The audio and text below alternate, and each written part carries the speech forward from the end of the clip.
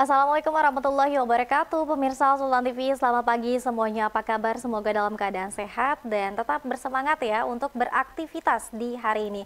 Seperti biasa pemirsa, di pagi hari ini tentunya kita kembali hadir menjumpai Anda dalam talk show Bincang Hari ini di edisi Selasa 6 September 2022. Dan kalau kita lihat berita di mana-mana, ini kemarin disebutkan bahwa Serikat Buruh dan juga para mahasiswa melakukan demonstrasi terkait dengan kenaikan BBM yang dilakukan oleh pemerintah pada Sabtu kemarin.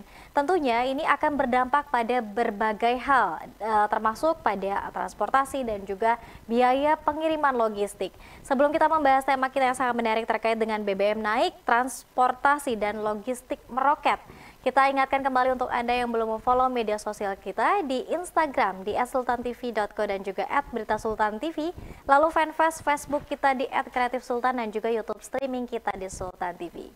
Senang sekali pemirsa, di pagi hari ini saya sudah ditemani Ketua Umum DPP Asosiasi Pengusaha Truk Indonesia atau APTRINDO, Bapak Dr. Andes Gemilang Tarigan MBA. Assalamualaikum Pak Ketua.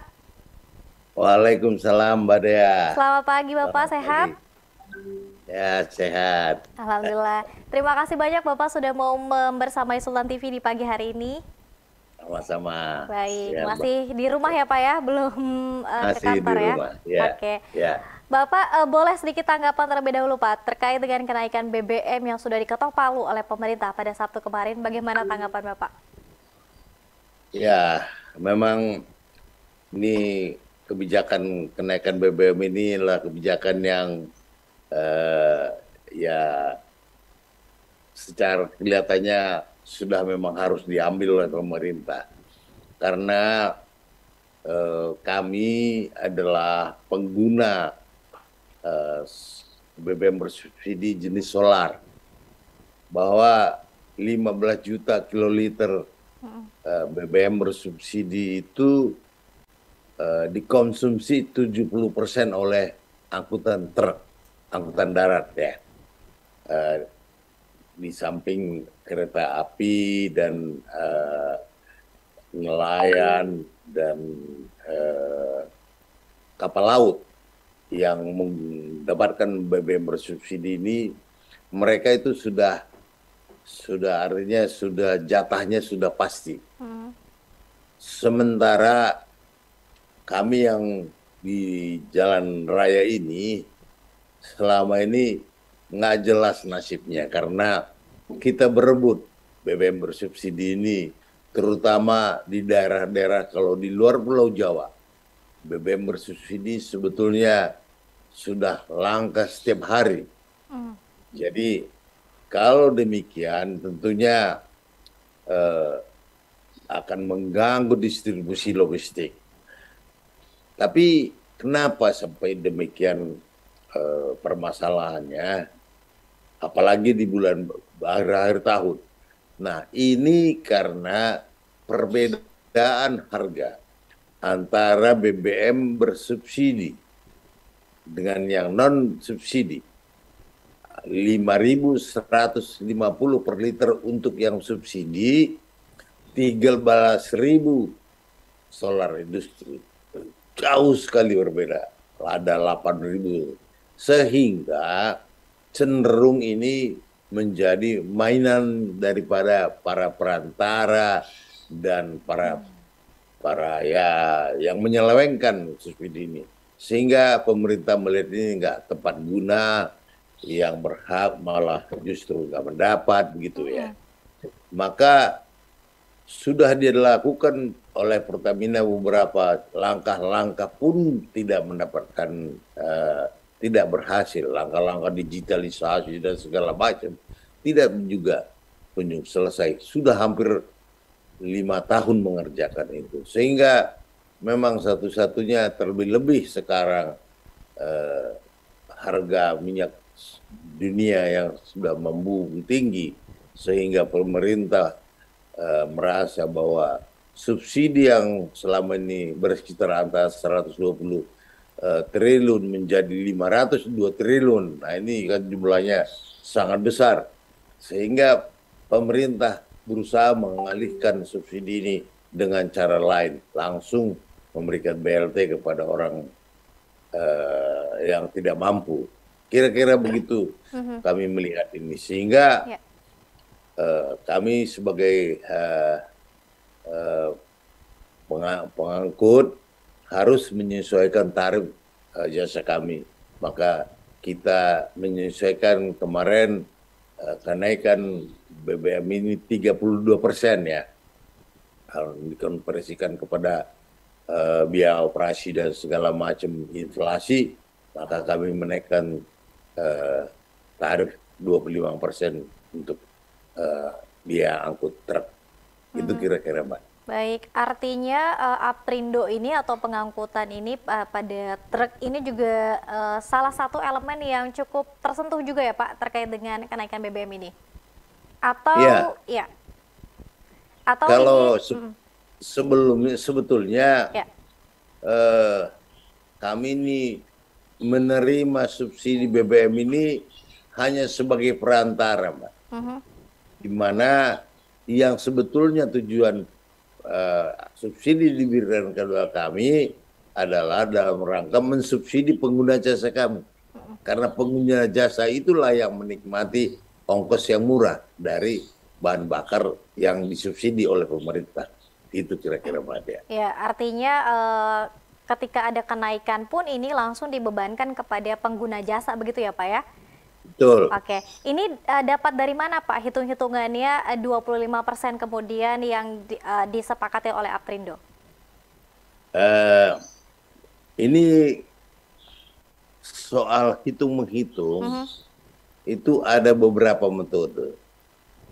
Pertama, metode ataupun rumus yang sudah diberikan oleh Departemen Perhubungan melalui peraturan KM 60 tahun 2020, itu ada tata caranya dan jelimet hitungannya, Mbak. Itu ada. Siap. Kemudian dari kita sebagai cost accounting yang kita gunakan juga ada cara-cara kita berhitung. Kemudian pengalaman-pengalaman kita, karena kami ini mempunyai pengalaman sejak tahun 2009, Mbak. Ini kita lihat historisnya mengenai solar ini. Ya. Tahun 2009 harga 4.500, naik tahun 2013 menjadi 5.500. Ini kan sebetulnya kan mirip-mirip dengan harga sekarang ini, 5.150 kan ya. Itu tahun 2013. Ya. Kira-kira 9 tahun yang lalu ya. Kemudian naik lagi di tahun 2014. Kita berhitung, kita naikkan. Memang rumus ini sudah automatically dia begitu perhitungannya. Ya. Sampai dengan 2015 naik turun 6.900, turun lagi. Nah, kemudian di tahun 2015 pada akhir tahun lagi pemilu turun lagi, dan Januari 2016 turun lagi menjadi 5.150. Bahwa naik turun terhadap tarif truk ini sudah biasa, Mbak. Gitu ya. Namun tahun 2016 sampai 2022 ini Pak Jokowi ini dinaikkan baru kali ini 6.800 sehingga 32%. Nah, inilah kira-kira yang terakhir kenaikan yang kita alami gitu, Ya, Mbak. oke. Jadi cara berhitungannya jelas gitu Ya, ya. ada hitung-hitungannya begitu ya pasti ya Pak, ada metode juga tadi yang dilakukan oleh Aprindo. Nah, ketika kenaikan 25% yang kemudian sudah disepakati dan juga dihitung-hitung Pak, bagaimana nih respon dari para pengguna jasa truk? Nah, ya. Kita lihat dulu aturan main di dalam tarif mengenai angkutan barang ini. Sesuai dengan Undang-Undang Nomor 22 Tahun 2009, bahwa tarif angkutan barang ini adalah kesepakatan antara penyedia jasa dan pengguna jasa. Artinya setiap pergeseran walaupun hitungan kita lakukan, ini harus kita sampaikan, diuji di depan konsumen kita, sampai kita mendapatkan satu kesepakatan. Begitu prosesnya. Mhm. Jadi begitu kita nyatakan bahwa ini hitungan saya, mari kita periksa. Ya gitu kira-kira. Mhm. Terjadilah negosiasi di sana. Karena tentunya kan di sini bukan hanya BBM saja. Seperti misalnya kalau tarif terkini nggak bisa naik atau ada kenaikan kalau nggak ada perubahan BBM. Selama ini kalau seperti misalnya yang paling besar biaya kami adalah ban. Pada tahun 2009 ban itu 1 juta satu buah, Mbak. Mhm. Kemudian sekarang udah 3,5 juta. Nah ini kan Iya. inflasi, UMR dan spare part, kurs, nah ini sekarang mempengaruhi biaya tol juga. Tapi kita tidak bisa menaikkan kalau nggak ada kebijakan pemerintah terhadap BBM. Inilah yang harus kita tanggung selama ini. Sehingga kemungkinan kenaikan harga karya ini harus sudah kita hitung berdasarkan inflasi juga. Gitu, Mbak. Oke, baik. Tidak hanya pada satu instrumen kenaikan BBM, tapi juga inflasi tadi, perawatan spare part, dan lain sebagainya. Apakah Ya, ya. kemudian Pak Ketua ini juga secara automatically juga ini logis atau mungkin barang-barang yang kemudian diangkut oleh para pengguna jasa, ini juga nantinya akan mengalami kenaikan? Ya, itu sudah pasti. Tapi besarnya kenaikan itu tidak sebesar kenaikan ongkos angkut. Ya. Misalnya, satu kali jalan truk mungkin mengangkut barang senilai 400 juta. 400 juta itu nilai dari ongkos angkutnya mungkin 1,5 juta atau 2 juta. Ya. Kemudian naik 25%, berarti ongkos angkut menjadi 2,5 juta. Nah, 2,5 juta dan tadi nilai 400 juta, mungkin kalau dipresentasikan kecil sekali dia angka-angka kenaikannya, gitu Mbak. Jadi bukan berarti 25% ongkos angkut naik, Ya. wah semua barang naik 25%. Bukan begitu cara berhitungnya, kira-kira gitu. Ya. Baik, ada kenaikan namun tidak terlalu signifikan ya Pak, karena memang angkut tadi ini cukup lumayan banyak yang diangkutnya, kemudian ongkos angkut yang kita hitung juga ternyata tidak terlalu besar ya, begitu. Ya. Oke, kita harus rehat terlebih dahulu Pak Gemilang, nanti kita akan lanjutkan kembali. Pemirsa, usai jeda kita akan kembali lagi, tetap bersama kami dalam Bincang Hari ini. Baik.